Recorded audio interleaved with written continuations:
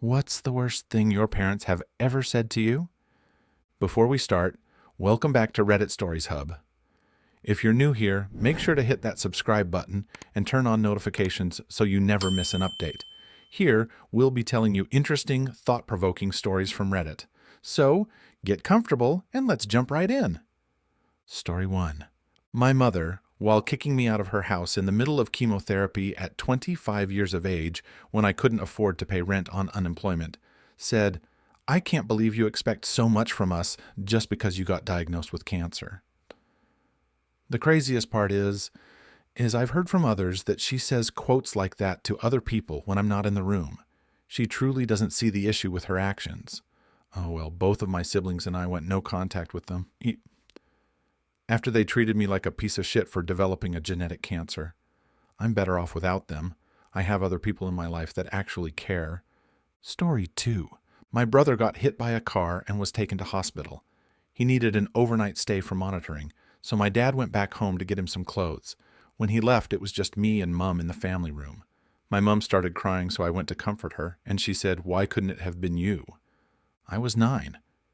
Hearing my mum say she'd wished I had been hit by a car instead was traumatizing and something that I still struggle with 30 years later.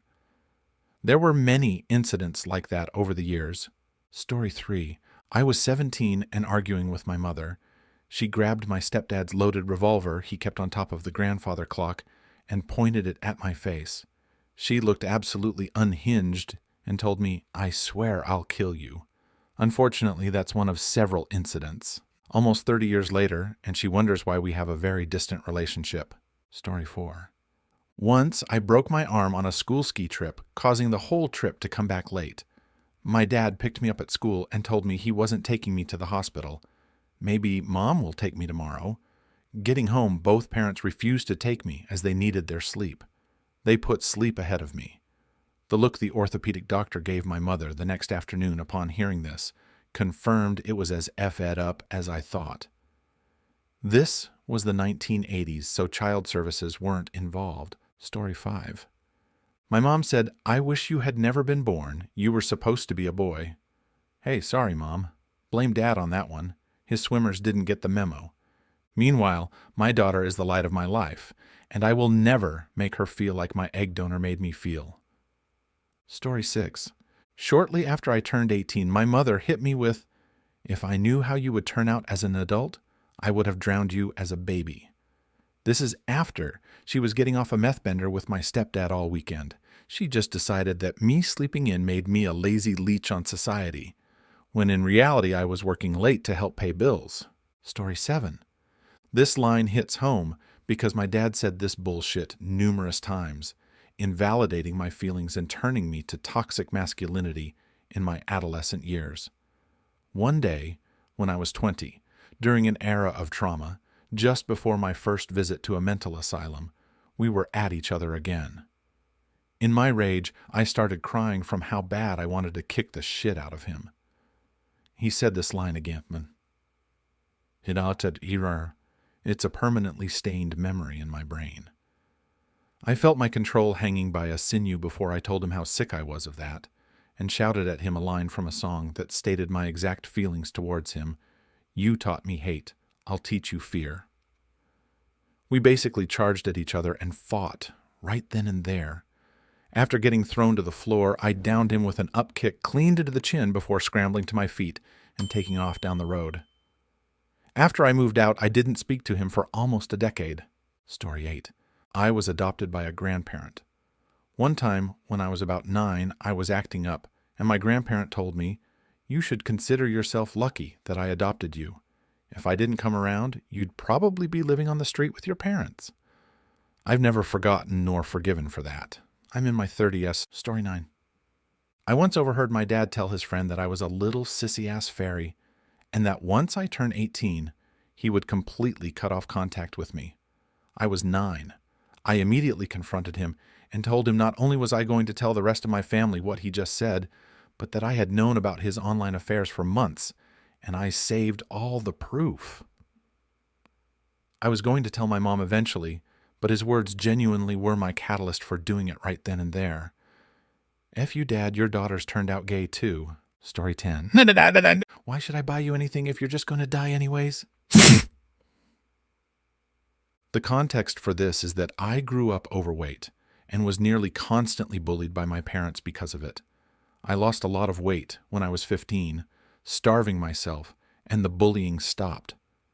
I had gained all the weight back when I was 16 because I went back to binge eating. The bullying was worse this time around, and my parents resorted to saying I was killing myself and destined to die at 600 pounds at this rate. I needed a new pair of jeans because mine had holes. My mom thought that I had went up a size and was getting fatter. During the car ride, she went on another one of those lectures about how I'm going to die, and if I even cared or not. When I didn't respond as I was actively holding back tears, she said that. Conveniently, neither of my parents remember what they said to me, but I do. Story 11. Told my dad about my depression and suicidal thoughts, and his reaction was, well, just do it then. You're the one that has those thoughts on your head. He was blackout drunk the first time he said it. The second time he said it, I punched him for it. He called the cops and nearly got a DV on my record because I told his toxic cunt of a girlfriend to leave the apartment my dad and I shared 50/50ths. Story 12. My dad died when I was 10, and a year or so later when I was having a hard time with it, my mom said I should be over it by now. In 8th grade, my counselor called her and told her I was suicidal, and on the drive home from school, she yelled at me. I tried explaining how I felt, and she said, if you feel useless, then do the fucking dishes. She wonders why I hide negative emotions and don't ask for help anymore. Story 13. I know it's not that bad, but when I attempted suicide, regretted it, and called my mother to get help, there were no kind words, only, you can never finish anything, and you always mess everything up at the last minute. And just insults and screaming. This was in reference to me being at the end of my school year and that I would have to be in the hospital for a bit. She never apologized and just said it was because she was nervous. She always uses this excuse whenever she reacts to something like this. I know it's kind of an underwhelming answer compared to what the other commenters are saying, but it still stung. Story 14. My mom always favored my younger brother. She would often call me and ask if he ate that day. On one particular day, I answered something along the lines of, I left food out for him, but he didn't eat. Her response to that was, then you should starve too. Not sure why that one sentence stood out to me the most, but it sure did leave an impact. Story 15. In my case, my father has told me that I am not his. My mother told me that I have only brought her trouble all my life. Nowadays, they ignore me because they believe that I am to blame for their divorce.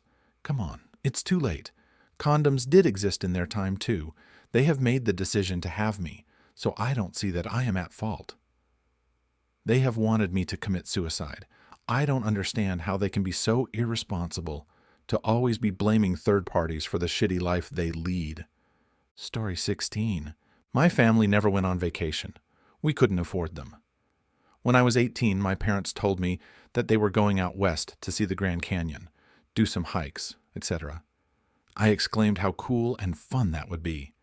Then my dad said, oh, you're not going. You're staying here with Sally, 16. We're only taking Mary, 14, and Jeff, 12.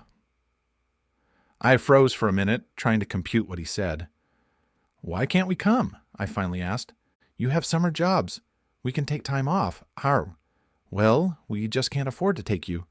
They had a really fun time without us. I still think about it over 10 years later. Story 17. Being the oldest, I moved out at 17 to join the Army. After exiting service, I moved home, bought a house at 23, and later sold that house at 25. In between selling that house and finding a new one, which took 2 months, my mother refused to let me and my wife move in temporarily. Her excuse being, doing something like that would ruin our relationship. That's after letting both my sisters move back in for over a year at a time, and my youngest sister still living there at 26. Thanks, Mom. You did ruin the relationship. Probably not the worst thing she said, but that was a real gut punch. Story 18. My biological mother told me that I should be in the urn with my dead son. She was convinced that because I was sometimes a danger to myself, I'm epileptic, I obviously killed him somehow, despite him passing in his sleep from SIDS. I don't speak to her anymore. Story 19. After my ex-wife remarried, my dad befriended her new husband. It's especially weird because she abandoned the daughter we had together. My ex and her husband came to holiday events that I wasn't even invited to. I confronted my dad, and he said that Brent was like the son he never had. Brent likes NASCAR, country music, and religion. I liked none of those things. It ended my relationship with him and my mom by extension. I have only spoken to my dad a handful of times since then. That was nearly 30 years ago. We never even spoke when my mom and sister died. I did make peace with my mom while she was on her deathbed. My dad has cancer, stage 3, and I can't gather a single /won't contact him /won't attend the funeral /don't want a cent from his estate. So yeah, fuck that guy. Fun fact, ex-wife cheated on Brent too, and they were only together for a few years. Story 20. My dad told me to go freaking hang myself. And my mother, after punching me in the face multiple times, threatened to call the cops on me for putting my hands on her shoulders to try and calm her down so she'd stop screaming at me. She said the cops wouldn't believe me because I was an adult and a guy. Honestly, that's probably not the worst thing she said to me, but I've tried for a long time to block it all out /forget. Story 21. My mom started a relationship with my best friend when I was 13. He was the same age as me. I was her sole confidant. She told me so many things I never needed to know, including details about her and my dad's sex life. She went to prison a month before I turned 14. I was left alone with my dad after that. He took out his feelings on my mom on me. One time, I was very excitedly telling my dad about a story I was writing with my best friend. He cut me off mid-sentence, said, "Guess what? I don't care," to my face. He still defends this. My dad weaponized every bit of information I let him have about anything I cared about. If I liked something, it was stupid. If I didn't like something, he was devil's advocate. Eventually, I stopped saying much, except responding. I'm not in contact with either of them. Story 22. Oh man, I have to say, some of the stuff parents say can really leave a mark. I remember my mom once told me that the only reason I got a participation trophy was because they felt sorry for me. So, thanks, Mom. Nothing like a little extra motivation, right? But honestly, it's kind of wild how those comments stick with us. It's like, are they trying to prepare us for the harsh realities of life, or just testing our ability to endure cringe? Story 23. 2 times my mother said the sexual abuse I went through for 3 years was my fault. I was 9 through 13. She bluntly said I asked for it. Also, when I was in a mental hospital at the age of 15 to deal with said abuse, I got a phone call from her. She had attempted suicide and said I and my brother and sister were to blame because we were horrible children. Story 24. When I told my mother I had been diagnosed with suicidal ideation, she said, "Big freaking deal." She then spent the next 6 months threatening to kill herself, more than a dozen times, making family members drop everything to run to her side. She eventually admitted that she's not suicidal, but she said that since I would use threats of suicide as a manipulation tool, which I never did, suicidal ideation is not the same as attempting suicide. She might as well do the same thing herself. At other times, she has told me I am the worst mistake she ever made, the worst thing that ever happened to this family, and that she has never given birth to me. She's a diagnosed narcissist. Story 25. My parents got me a car for my high school graduation. Nice present, nothing fancy. Typical older beater used car for a teenager. A few years later, they told me they picked out a station wagon for me because they were pretty sure I would be homeless and would need something to sleep in, and were so proud of me for not needing to. F you, Mom, that was a messed up thing to say. Story 26. My dad, under oath in front of my entire family, said that when my mom left him, she stuck him with 2 delinquent kids who can't function in society. Me and my brother are 21 and 24 and work 50 hours per week at the family business, and are dead last on the payroll. We live on our own with our significant others, and my brother has a baby boy. We've gotten into some petty trouble in the past, but nothing more than your average teenager. This was during a court hearing regarding the custody of my 12-year-old brother. Had nothing to do with us, but he dragged us into it and threw us under the bus. Story 27. One time, my mom told me that I was being a disappointment because I wasn't following the path she wanted for me. It hit hard, not gonna lie, especially since I was trying to figure my own life out. It was one of those moments where I realized parents don't always see things from your perspective, and that can sting a lot. Story 28. I think it is the constant guilt that they gave, saying, "We have sacrificed for you. If we wouldn't have, you wouldn't be here today." I understand parents do a lot for children. However, I would only plan to have a child when I know I am capable of providing for then, until required, without putting them into a lifetime of guilt that I had to sacrifice because of them. Thank you for watching. If you enjoyed this video, be sure to give it a thumbs up, subscribe, and hit the bell icon so you never miss an update.